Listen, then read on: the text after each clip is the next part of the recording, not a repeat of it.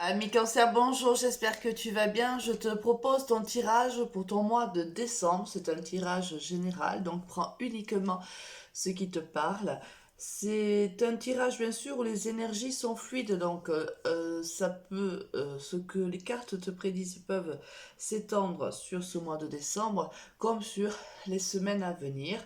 Pense également que dont les énergies sont interchangeables et je peux m'adresser à toi comme à la personne qui est en face de toi.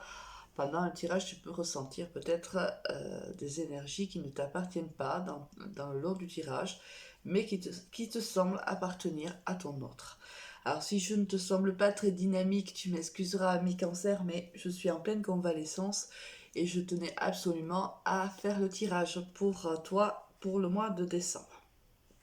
Donc on va démarrer, ami Cancer, on va voir déjà comment tu démarres, avec quelles énergies tu démarres ce mois de décembre. Alors, avec la très belle carte du pape.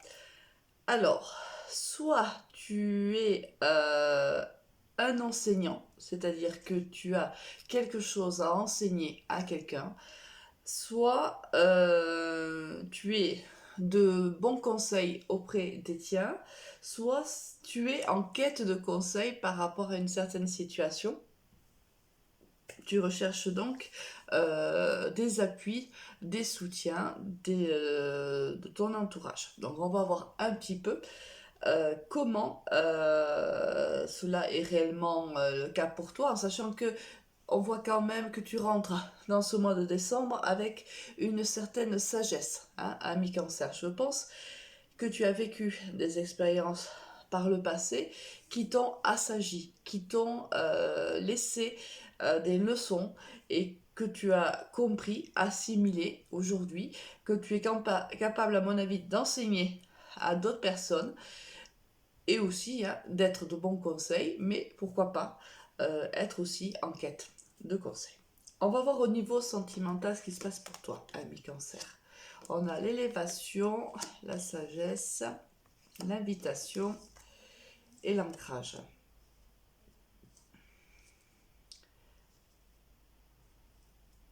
Là, l'univers t'invite tout particulièrement à t'ancrer dans ta zone sentimentale, à faire preuve de sagesse justement. Hein, là, on retrouve le pape à faire preuve d'un bon raisonnement.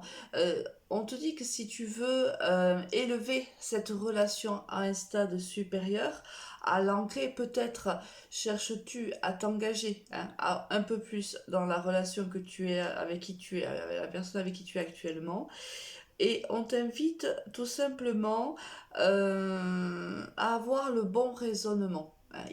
Tu dois peut-être à faire des choix. Hein. J'ai pas la carte des choix, mais c'est possible. Hein.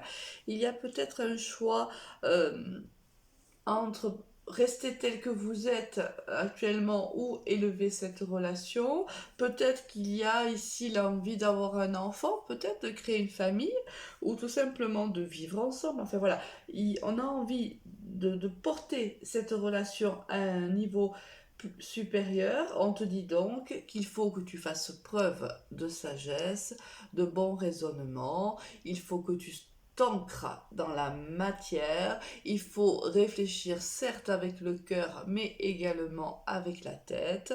Donc voilà, on t'invite réellement à ficeler ton projet sentimental. Voyons voir si on a des éléments. Oui, bon, voilà, je comprends pourquoi.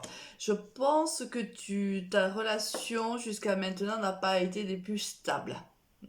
Hein, il y a eu certainement pas mal de changements dans cette relation.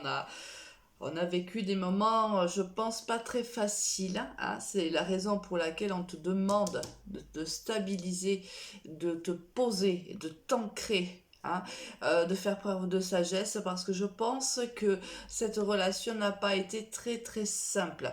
On te dit que aujourd'hui, en faisant preuve de sagesse, tu passeras un cap supérieur et là tu gagneras en abondance. Alors en abondance, c'est abondance de bonheur, abondance d'amour, de joie, de stabilité, d'équilibre, d'harmonie. Donc voilà, on te dit, oui, c'est possible d'élever ta situation sentimentale, pas n'importe comment. Et si tu le fais, oui, il y aura de l'abondance dans ton couple.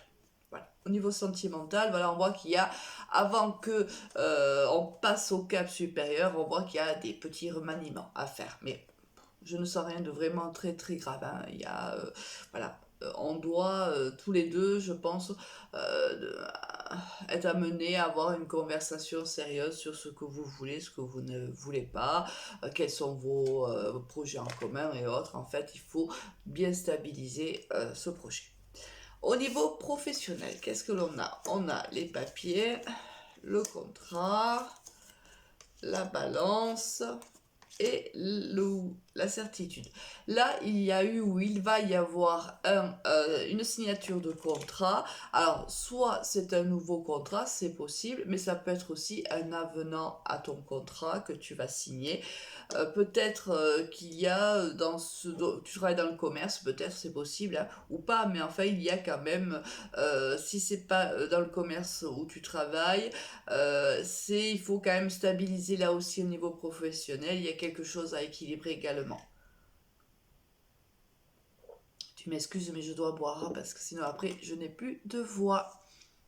Donc là on voit que il y a donc soit un contrat, soit un avenant à un contrat que tu signes. Là, bien sûr, soit, bon, si on est dans le commerce, ok, bon, on te dit c'est sûr, le contrat est signé. Sinon, si c'est pas dans le commerce, on te demande, un peu comme au niveau sentimental, un petit peu voilà, de stabiliser, hein, de te stabiliser au sein de cette entreprise-là. Peut-être que si c'est une nouvelle entreprise, il va falloir prendre tes marques. Et là, on te dit, voilà, hein, il y a ce petit travail à faire avant, mais tout se passe très très bien pour le moment. Ah.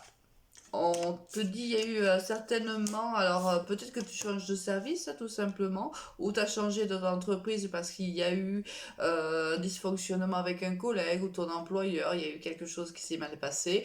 On te dit, voilà, l'histoire est réglée, prendre la distance, prendre la hauteur par rapport à tout ça, quelque chose de beau là se profile pour toi. Il y a énormément de projets professionnels pour toi qui arrivent aussi. Bon, que des bonnes choses. Donc, si tu as vécu une trahison, hein, par le passé au sein de ton domaine professionnel, prends de la hauteur, prends de la distance, laisse ça dans le passé et hâte-toi à travailler sur tes nouveaux projets car de belles choses arrivent pour toi aussi au niveau professionnel. Un très bon mois pour toi de cancer, hein, que ce soit sentimental ou professionnel, on voit que tout est en évolution pour toi, hein. Ce qui nous fait présager une année 2022 très active, avec énormément d'abondance, avec des projets, un nouveau contrat, une stabilité dans ton couple, juste magnifique.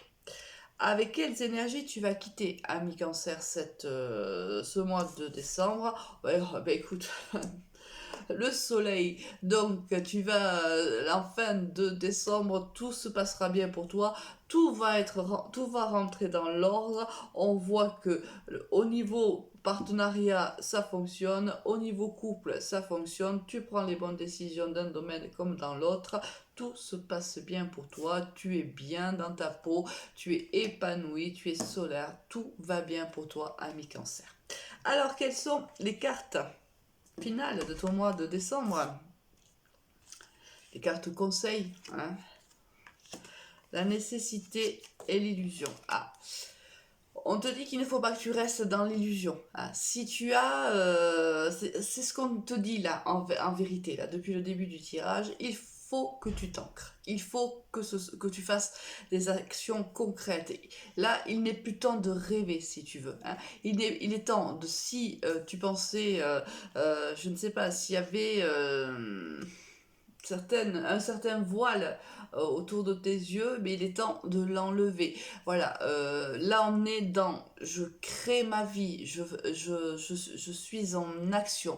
Là on n'est plus dans le rêve, on est dans l'action. Et c'est ce qu'on te conseille. On te dit qu'il est vraiment nécessaire pour toi, ami Cancer.